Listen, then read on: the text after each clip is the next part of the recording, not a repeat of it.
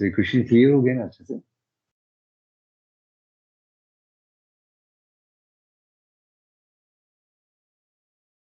जो बुक में जो सम ऑफ मनी निकाला उस पर तो 96 का डिफरेंस है, और हमने मान लिया कि 100 रुपीज मान लिया, तो 100 रुपीज पे कितना डिफरेंस आ रहा है? 0.64।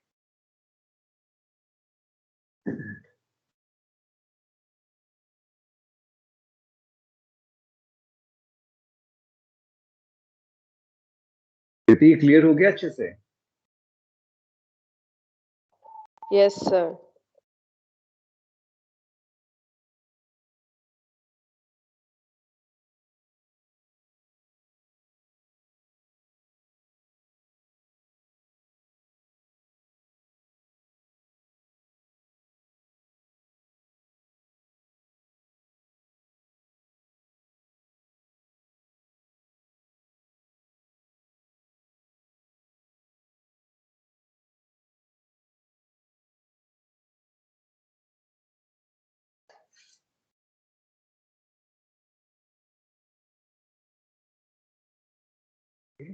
फिर लास्ट में हमेशा लिखना चाहिए हमें, क्वेश्चन में जो पूछा है ना,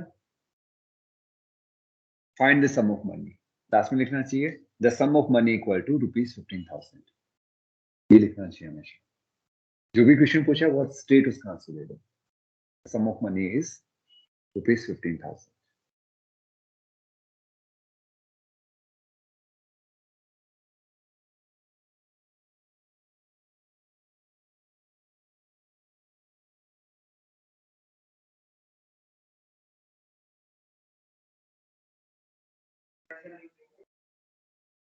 क्वेश्चन भी कोई पता नहीं, मुझे कोई आइडिया नहीं। सेकंड से स्टार्ट हो रहा है, शायद फर्स्ट का आपका ऑलरेडी हो। बिल्कुल कम आ रहे हैं, हाँ। ओके, हो गया आपका? ओके, तो इस क्वेश्चन में क्या था कि हमें निकालना, सम ऑफ मनी निकालना है, 8% per annum compound interest if the interest for the second year का इंटरेस्ट फर्स्ट ईयर से इंटरेस्ट से 96 रुपीज ज्यादा है। ओके, सो एक तरीके तो एक्स से तो हमने देख लिया था करने का, कैसे कर सकते हैं। यहाँ पे हम क्या कर रहे हैं कि अब हम निकाल रहे हैं 100 रुपीज पे कितना ज्यादा है। 100 रुपीज पे हमने निकाला कितना ज्यादा है, 0.64 रुपीज ज्यादा है, यानी कि हमें ये 0.64 है, इसको 96 बनाना है। हर 100 रुपीज पे 0.64 रुपीज एक्सीड कर रहा है सीआई। तो ऐसे ही कितने 100 रुपीज होंगे हमारे पास कि हमारा जो ये डिफरेंस आ रहा है ये 0.64 से 96 बन जाए, है ना? तो एक तरीका से तो 96 डिवाइड 0.64 150 टाइम्स है, 0.64 को 150 टाइम्स करते हैं तो आपका 96 बनेगा। सो 100 को आप 150 टाइम्स मल्टीप्लाई कर दें। एक तरीका तो ये था। इसी को हम यूनिटरी मेथड से कर लेते हैं, वही चीज सेम ही है कि हमारा 0.64 डिफरेंस है, तब तो 100 रुपीज है हमारा सम ऑफ मनी। ओके, ₹1 है तो कितना है हमारा सम ऑफ मनी, अगर 96 रुपीज है तो हमारा सम ऑफ मनी कितना है वो निकाल। ये क्लियर हो गया? कौन सा? ओके, फर्स्ट वाला मेथड इस तरह से कि देखो 100 पे एवरी 100 रुपीज का एक नोट है जैसा आपके पास, उस पर आपको कितना डिफरेंस मिल रहा है 0.64 का, और आपको टोटल कितना डिफरेंस चाहिए 96, यानी आप 100 रुपीज से बहुत सारे नोट लोगे, हर एक नोट से 0.64 मिल रहा है, तो आपको कितने नोट लेने पड़ेंगे 100 रुपीज के, वो देखो। तो कितने लेने पड़ेंगे, 96 बनाना है, 96 डिवाइड बाई 0.64, यानी आपको 150 नोट चाहिए आपके 100 रुपीज के, तब जाके आपका 96 रुपीज का डिफरेंस बनेगा। तो कितना टोटल सम ऑफ मनी हो गया, 100 इंटू 150। ठीक, तो उसको हम बस यूनिटी मेथड से करते हैं, ये आपको बहुत ईजी है, हर जगह ही लगा दो कि 0.64 डिफरेंस है तो 100 रुपीज है, 1 रुपया तो ये हो गया, 96 हुआ तो ये होगा, इतने रुपीज पे इतना हमें सम ऑफ मनी। ओके, नेक्स्ट देखो फिर, अब फटाफट हो जाएंगे सारे क्वेश्चन।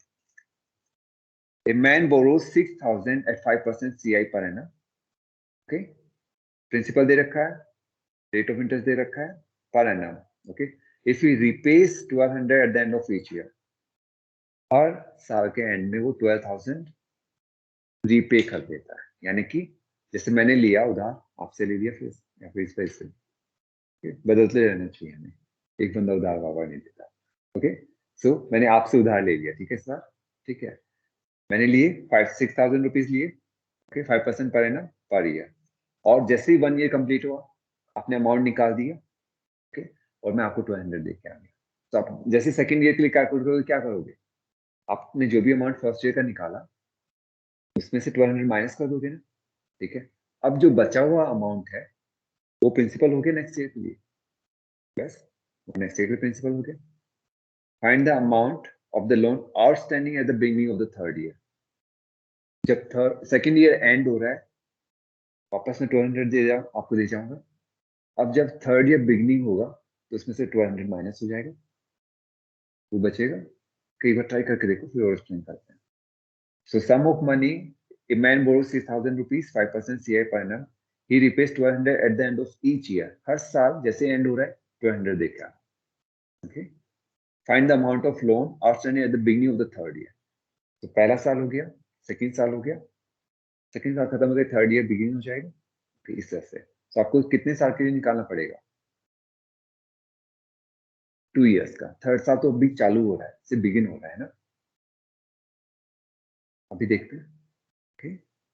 इसका मतलब ये है eight the end of the 2 year आपका एक अमाउंट आ जाएगा। ओके, आपका जैसे सेकंड ईयर एंड हो रहा है मैं आपको 200 दे दूंगा। तो जैसे आप थर्ड ईयर के लिए बिगिन करोगे उसमें से माइनस हो चुका है, तो थर्ड ईयर बिगिन होने पे जो भी अमाउंट आएगा वो मुझे आपको पे करना है। यानी फर्स्ट ईयर में आपने अमाउंट निकाला, मैंने 200 दे दिया, 1 ईयर एंड हो गया। अब जब सेकंड ईयर बिगिन हो रहा है उसमें प्रिंसिपल क्या लगेगा, 1200 माइनस हो जाएगा उसमें से अमाउंट में से, फिर उस पर इंटरेस्ट आप कर रहे हो। Second year four second year आपने निकाल दिया अमाउंट, ठीक है, सेकंड ईयर का अमाउंट निकाल दिया। कितना? सेकंड ईयर का अमाउंट है, यानी 2 इयर्स का इतना हो गया। Eight the end of second year इतना पे करना है मुझे। अब थर्ड ईयर बिगिन हुआ है, यानी एंड होते ही मैं आपको पे दे जाऊँ, यानी कि 31 दिसंबर को, 31 को मैंने आपको 200 दिए, 1 को मुझे कितना देना है, कितना लोन बचा है अभी, ये पूछ रहे हैं। तो उसमें से 200 माइनस, ओके करो एक बार फिर और डिस्कस करते हैं। फॉर द फर्स्ट ईयर निकालो, फॉर सेकंड ईयर निकालो।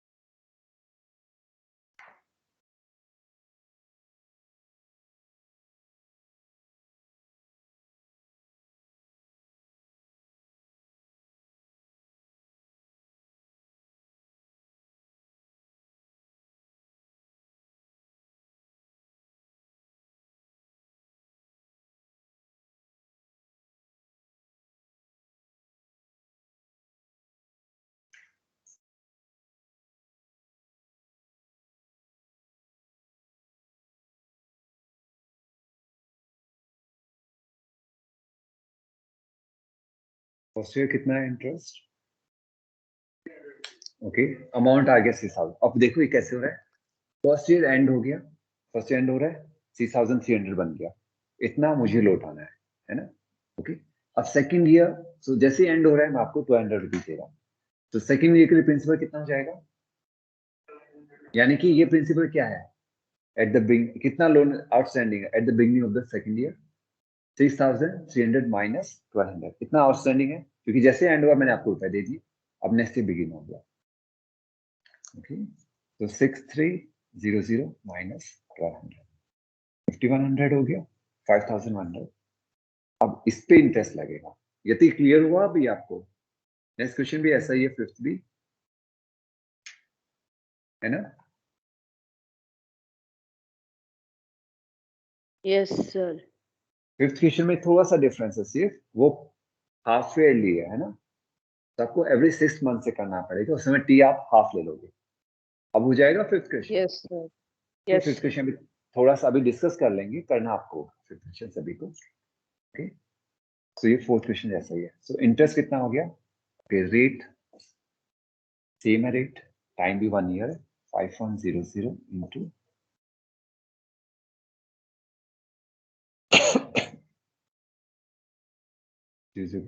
फाइव, कितना है इंटरेस्ट फॉर सेकेंड ईयर?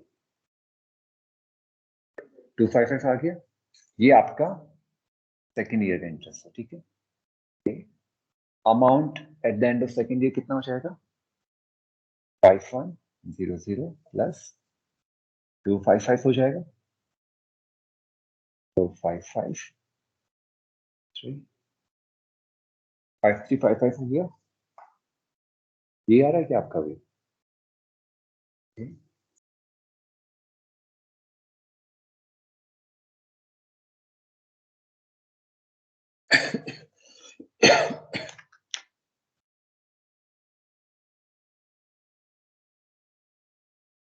एक और छोटा सा, ये हो गया आपका, ये हो गया क्या?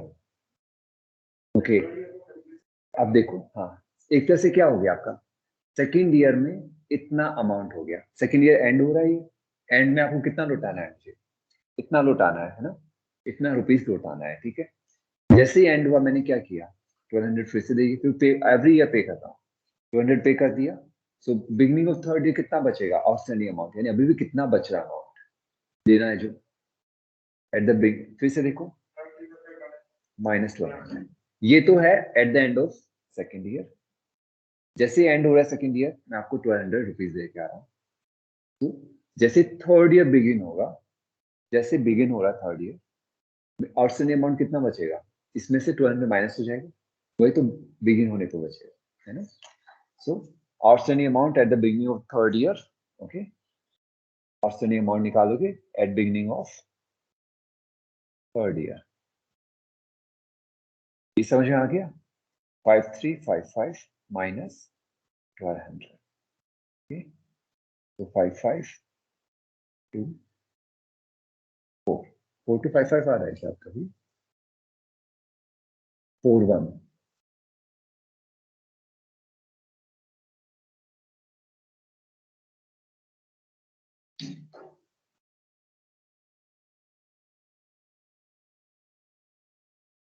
ये आ रहा है?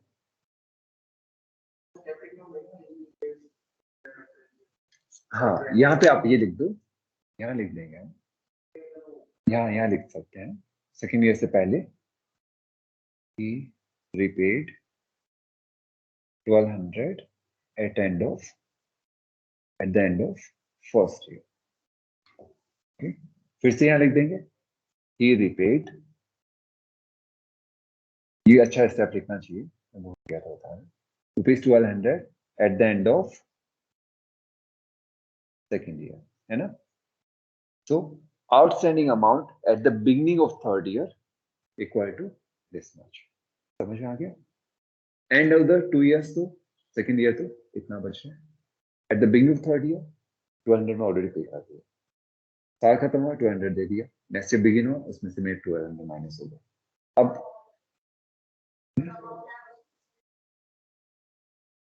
बिल्कुल आपका जो सेकेंड ईयर का अमाउंट आ गया, इतना eight the end of second year देना है मुझे।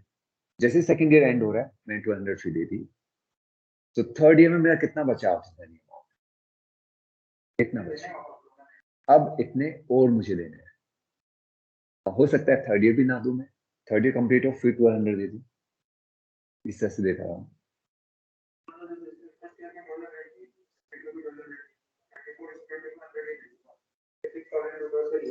हाँ हाँ,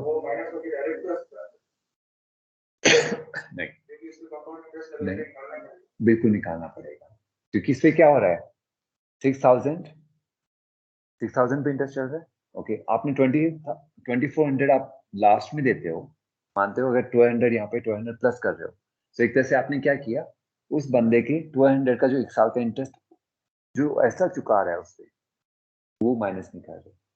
एक तरह से ऐसे भी करते हैं कई बार, 6,000 का चलता जा रहा है, माइनस नहीं कर रहा, फिर फर्स्ट ईयर में 1200 लिया, उसका इंटरेस्ट निकाला, इसमें ऐड कर दिया, और फिर टोटल माइनस कर देते हैं। ऐसे भी करते हैं कैलकुलेशन का, है ना।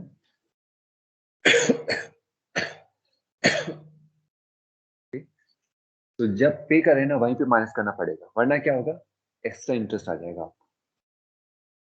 क्योंकि फर्क तो है, आप 1 साल बाद दे रहे हो या फिर उसको 2 साल बाद में पे कर। अगर ये बंदा यहाँ पे 2 साल बाद 2400 पे करता, तो उसका इंटरेस्ट थोड़ा अमाउंट, ये वाला जो अमाउंट आ रहा है ये ज्यादा आता है, थोड़ा सा हो ज्यादा आता है, क्योंकि यहाँ पे 1200 जो कटे हैं उस पर भी एक इंटरेस्ट जुड़ जाता है, बस, है ना। सो एवरी ईयर आपको वहीं पे सेपरेट करना पड़ेगा। फिफ्थ क्वेश्चन सिर्फ देख लो, ये आपको करना है, ठीक है। जो डिस्कस कर रहे हैं, a man borrows 5,000 at 12% compound interest payable every 6 month. यहाँ पे एवरी 6 मंथ से है ना, first 6 month, second 6 month, third 6 month, इस तरह से देना पड़ेगा। पहला आधा साल, दूसरा आधा साल, तीसरा आधा साल, यानी 1.5 ईयर। ठीक है। सो जैसे हम फॉर्मूले में लेते हैं तब तो हम रेट हाफ करते हैं, यहाँ पे हम टाइम हाफ कर देंगे, टाइम हाफ हो गया। He repays 1,800 at the end of every 6 months. He repays 1,800 at the end of every 6 months.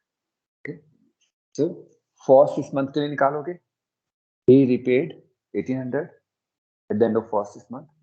Principal निकालोगे, फिर माइनस करके फिर से निकालोगे, फिर से he repaid 1,800 at the end of second 6 month. फिर से करोगे, फिर से निकालना पड़ेगा। So calculate the third payment he has to make at the end of 18 month in order to clear the entire loan. Okay, यहाँ पे देखो क्वेश्चन थोड़ा सा डिफरेंस है।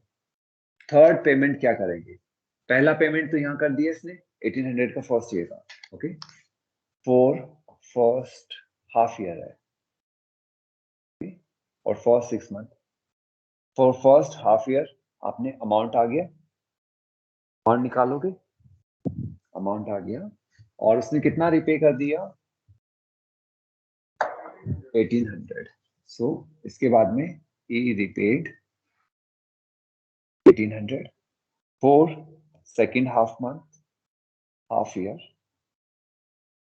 और सेकेंड हाफ ईयर के निकालोगे, ये जो भी 1800 माइनस होके वो प्रिंसिपल हो जाएगा, ठीक है। इसके लिए भी आपने अमाउंट निकाल दिया, ठीक है। Eight the end of second month, eight the end of second half year कितना रिपे कर दिया, 1800, ओके। इसका मतलब जब आप थर्ड हाफ ईयर के लिए करोगे तो प्रिंसिपल कितना हो जाएगा, ये वाला अमाउंट में से 18 माइनस करोगे 1800, ठीक है, ये प्रिंसिपल हो गया। फिर से आप अमाउंट निकालोगे, अमाउंट आ गया हमारे पास, अमाउंट आ गया, क्वेश्चन में पढ़ो, last line, calculate the third payment, तीसरा पेमेंट क्या करना है, calculate third payment he has to make at the end of 18 month, यानी 18 मंथ बाद में उसे क्या पेमेंट करना है ताकि वो एंटायर लोन को क्लियर कर सके, in order to clear the entire. यानी पहला पेमेंट तो उसने 1800 कर दिया, दूसरा पेमेंट 1800 कर दिया, तीसरा पेमेंट जो भी अमाउंट आ रहा है वही तो पे करना पड़ेगा ताकि पूरा लोन क्लियर हो सके, है ना। ये करना है, ये वाला अमाउंट आपको करना है, हो जाएगा। ये चेयर कंफर्टेबल तो इस पे बैठ जाओ, फिर कंफर्टेबल है, ठीक है, उसके बाद ठीक है। ये क्लियर है, समझ में आया ये।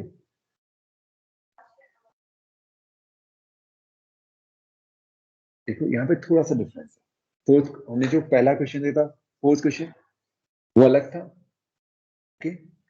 उसमें तो आपको बताना था कि outstanding amount at the beginning of third year क्या है, थर्ड ईयर के बिगिनिंग पे क्या आउटस्टैंडिंग अमाउंट बच रहा है। इसमें ये क्वेश्चन में पूछ रहे हैं कि आपको थर्ड पेमेंट कितना करना है, थर्ड पेमेंट कितना करे तो पूरा लोन क्लियर हो जाए। तो देखो पहला पेमेंट तो यहाँ कर दिया था,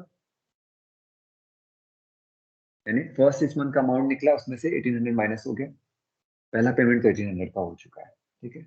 फिर सेकेंड हाफ मंथ के लिए फिर से कैलकुलेट किया, अमाउंट आ गया सेकेंड हाफ मंथ के बाद में, यानी 1 साल बाद, सेकेंड हाफ ईयर के बाद में उसने कितना पे कर दिया, फिर से 1800 पे कर दिया, ओके 1800 पे कर दिया। तो थर्ड हाफ ईयर के लिए वो प्रिंसिपल हो जाएगा, ठीक है। एक पेमेंट, दो पेमेंट हो चुका है, ठीक है। अब पूछ रहा है कि थर्ड पेमेंट कितना करे, कितना 18 मंथ बाद में, कि पूरा लोन ही क्लियर हो जाए। तीसरा पेमेंट कितना करें, पूरा लोन क्लियर कर दें। सो हम क्या करेंगे, थर्ड हाफ ईयर के लिए जो भी अमाउंट आ रहा है वही तो बचा है पे करने का, वो तीसरा पेमेंट हो गया, इतना पे करना पड़ेगा एज ए थर्ड पेमेंट, है ना। पहला पेमेंट 100 हो 1800, दूसरा भी 1800 गया, तीसरा पेमेंट पूरा लोन कितना क्लियर करने के eight the end of 18 month करना है। तो eight the end of 18 month जो भी अमाउंट आ रहा है ना, वो पूरा पे करेगा वो थर्ड पेमेंट की तरह। ये समझ में आया। तो इस क्वेश्चन को आराम से बैठ के इसे सॉल्व करना आपको आज, ठीक है, हो जाएगा अभी। सिक्स क्वेश्चन कर लो फिर। सिक्स क्वेश्चन काफी कुछ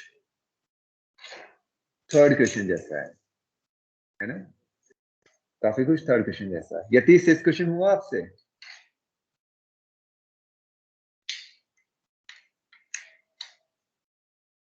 No, sir. देखो इसमें on a certain sum of money, the difference between the compound interest for a year payable half yearly, okay, यानी कि Sir, can you आपका solve it by taking x? X से भी solve कर लेंगे हम, ओके पहले 100 से कर लेते हैं एक बार, ठीक है।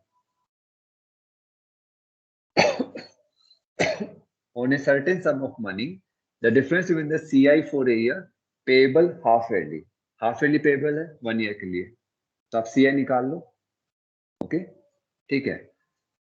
And the simple interest for a year is 180, यानी कि CI फॉर ए ईयर निकाल रहे हो कंपाउंडेड हाफ ईयरली, और SI निकाल रहे हो फॉर ए ईयर। उन दोनों का डिफरेंस कितना है, 180 रुपीज। उन दोनों का डिफरेंस 180 रुपीज है।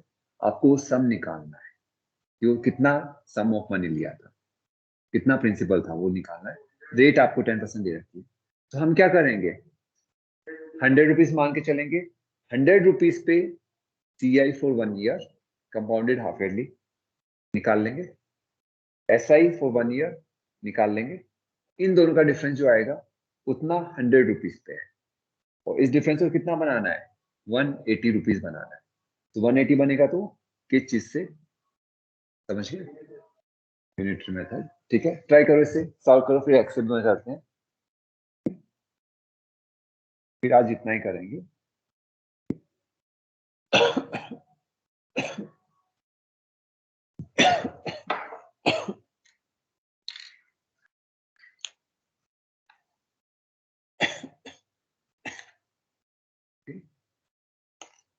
So let sum of money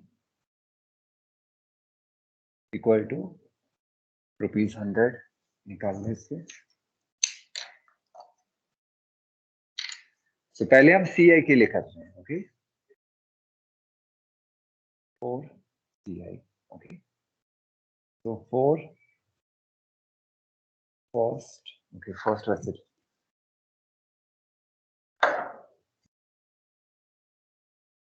first half year, principal 100 rupees, rate 10%, T कितना हो जाएगा, 1/2, हाफ ईयरली है ना, ये ध्यान रखना है, टी 1/2, ओके।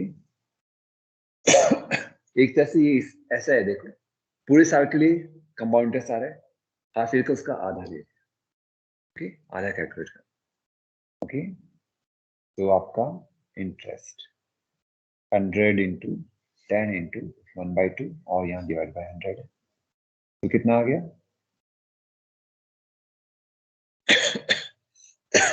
₹5।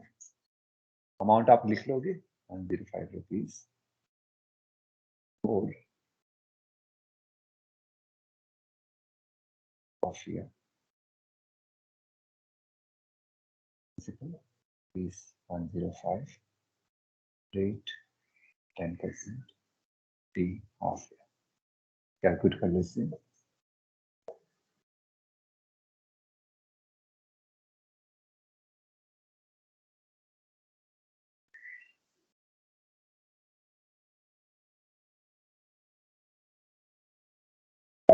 कितना है देखो.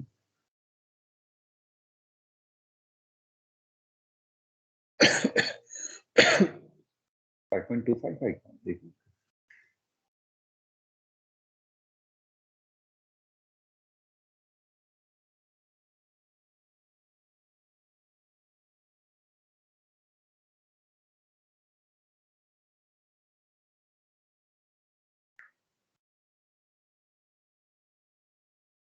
वो सेकेंड हाफ ईयर है.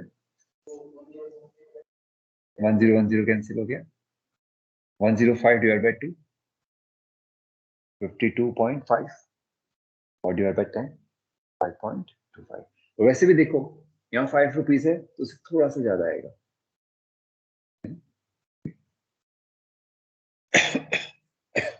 5.25.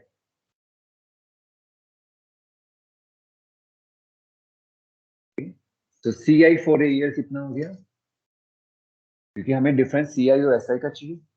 CI for a year first half year के लिए ₹5, सेकेंड हाफ ईयर के लिए 5.25. तो 5 प्लस 5.25 10.25 ये आपका CI फॉर ए ईयर है. अब SI फॉर ए ईयर निकाल लो.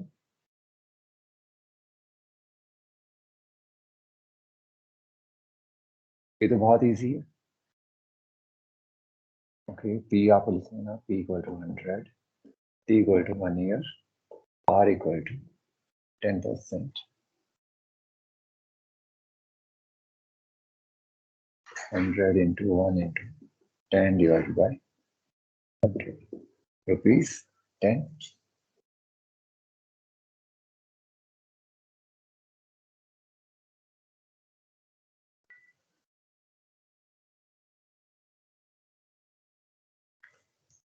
हो गया आपका. इस डिवाइड करो 5.25 पे आएगा. 0 कैंसिल हो गया. 105 डिवाइड बाय 20. तो 105 डिवाइड बाय 2 कर लो पहले. तो 52.5 आएगा और फिर 10 से एक बार डिवाइड हो जाएगा. डेसिमल शिफ्ट हो जाएगा बैटरी में.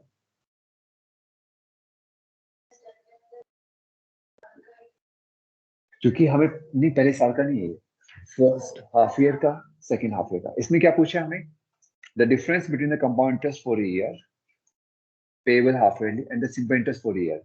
यानी कि CI फॉर ईयर कितना है वो निकालना होगा और SI फॉर ईयर निकालना होगा. इन दोनों का डिफरेंस कितना है. तो यहाँ तो 0.25, वैसे कितना होना चाहिए 180 रुपीज, क्योंकि बुक में दे रखा है ना. तो हमने 100 रुपीज पे कितना डिफरेंस है वो निकाल दिया 0.25. और इस डिफरेंस 0.25 को कितना बनाना हमें 180. तो यानी 0.25 किससे मल्टीप्लाई हो रहा है, यानी इसका मतलब ये कि हर 100 रुपीज पे SI और CI में कितना डिफरेंस है 0.25 का. देखो हर 100 रुपीज पे अगर हम SI और CI में डिफरेंस कितना आ रहा है 0.25 का आ रहा है, और हमें इस डिफरेंस को कितना बनाना है 180. यानी 0.25 को किससे मल्टीप्लाई करें ताकि वो 180 बन जाए. ठीक है. और वो जो भी नंबर आ रहा है उसको 100 से मल्टीप्लाई करना पड़ेगा. इस तरह से एक ही कर रहे हैं, है ना. समझ में आया क्या ये नहीं आया. ओके, हमने पहले भी ऐसा क्वेश्चन किया है. ओके, इसमें क्या लिखा है. हाँ, ओके देखो, difference between the CI for a year payable half yearly. CI for year निकालना होगा, निकाल लिया हमने. Okay, and simple interest for a year ये भी निकालना होगा, निकाल लिया. इन दोनों का डिफरेंस कितना होना चाहिए 180 रुपीज. ओके, तो हमने क्या किया 100 रुपीज मान के चले. 100 पे कितना डिफरेंस आ रहा है हर 100 रुपीज पे. ओके, हर 100 रुपीज पे 0.25 का डिफरेंस है. यानी 100 रुपीज पे CI और SI का डिफरेंस 0.25 है. इसको बनाना है 180। ओके, सो ये निकालना है, यानी 180 डिफरेंस हो तो कितना सम ऑफ मनी हो। तो इसका मतलब 0.25 को आप किससे मल्टीप्लाई कर रहे हो ताकि ये 180 बन जाए? किससे मल्टीप्लाई कर रहे हो?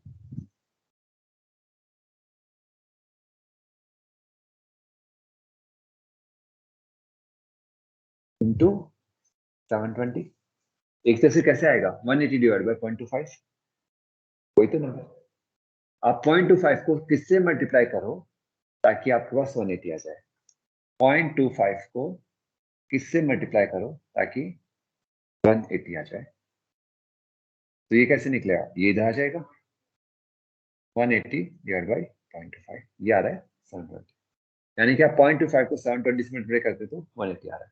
इसका मतलब 100 को आपको 720 से मल्टीप्लाई करोगे 72000, यानी इतने 1000 रुपीज होंगे तब आपका CASI का डिफरेंस ₹180 आएगा। 100 रुपीज पे 0.25 का डिफरेंस है, 72,000 पे आपका CI और SI का डिफरेंस 180 रुपीज। समझ में आया ये? धीरे धीरे प्रोसेस होगा, अभी दिमाग में टाइम है। ओके, तो इसको हम समझ में तो आ गया नहीं। ओके, यानी हर 100 रुपीज से 0.25 का डिफरेंस है, यानी 0.25 डिफरेंस है हर 100 रुपीज पे। ऐसे आपको कितने 100 रुपीज चाहिए ताकि आपके SI/CI का डिफरेंस 180 रुपीज बन जाए? ओके, इसको यूनिटरी मेथड से करते हैं। ओके, सो आपको सम ऑफ मनी निकालना है, तो सम ऑफ, ये समझाने के लिए किया मैंने। ये मेथड है, वैसे तो ये भी आप कर सकते हो कि this number of times it is multiplied by 0.25 to get 180 rupees.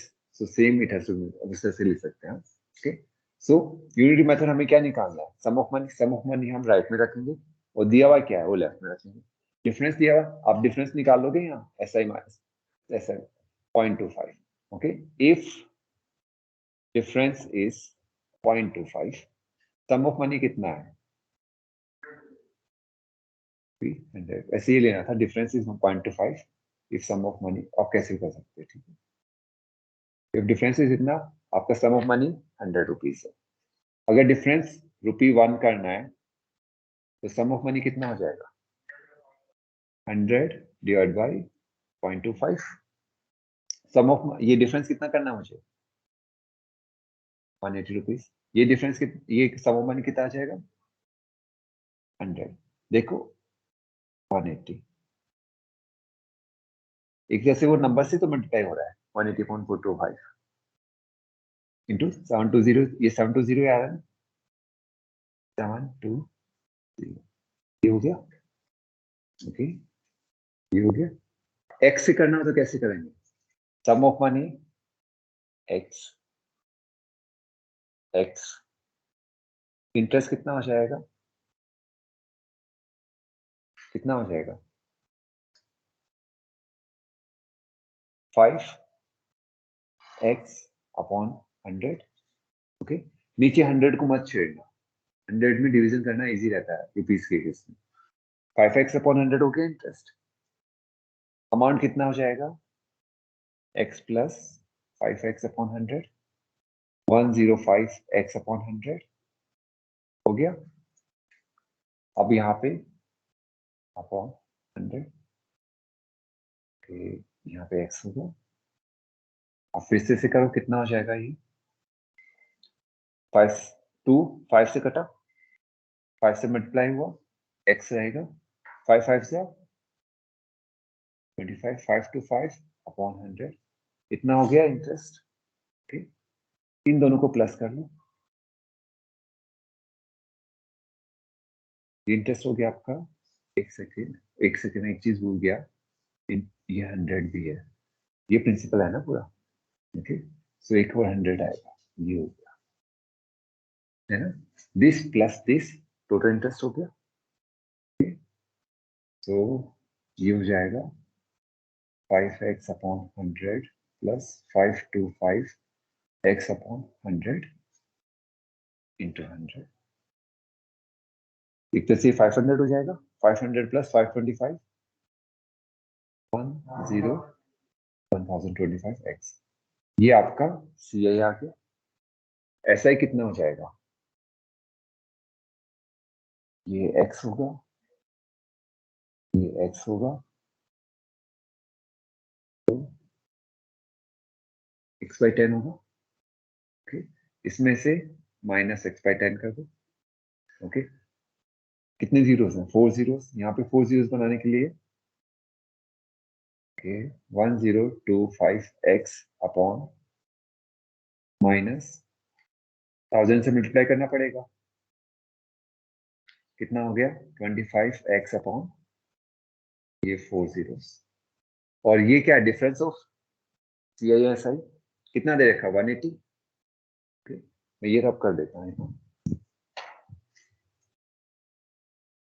हाँ, इसमें x का प्रॉब्लम हो जाता है, लेकिन इसमें अगर x से करते हो तो डिवाइड मत करना, जीरोस में रखो। 25 अपॉन दिस इक्वल टू 180, इधर गया ये x है, x equal to 180 into 1 2 3 4 divide by 25, तो 25 400 मल्टीप्लाई करो 7 2 क्या, ये x में ऐसे होगा। ये भी क्लियर हो गया? Yes, sir. ओके, तो ये आपको फिगर आउट करना है x से या ₹100 से। मैं जाता है 100 प्रेफर करता हूँ ₹100, लेकिन मेरी स्कूल टाइम में x से लेता था, मुझे 100 का ज्यादा पता नहीं था। यूट्यूब में कई बार प्रॉब्लम मुझे समझ नहीं आता, तो x यूज किया मैंने हमेशा। ओके